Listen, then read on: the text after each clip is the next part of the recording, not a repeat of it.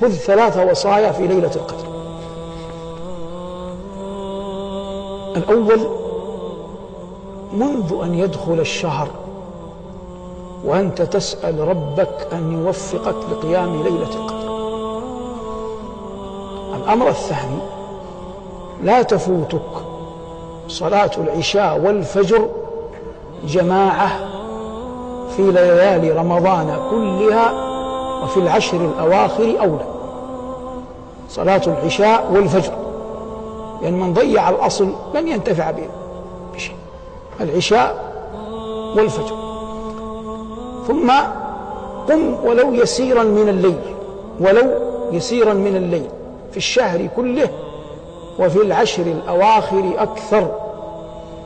وقل، يعني احنا قلنا في الأول تستعد من بعد صلاة العصر، أحدث في نفسك رغبة أنك تنتظر رحمة الله بك أن يوفقك لقيام ليلة القدر. كنت حالك كحال من يطرق بابا يرجو أن يفتح.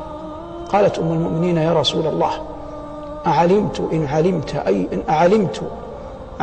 علمت أي ليلة هي ليلة القدر ماذا أقول فيها؟ قال: قولي: اللهم إنك عفو تحب العفو فاعف عني. اللهم إنك عفو تحب العفو فاعف عني. أرجو الله أن يوفقنا وإياكم لقيام ليلة القدر.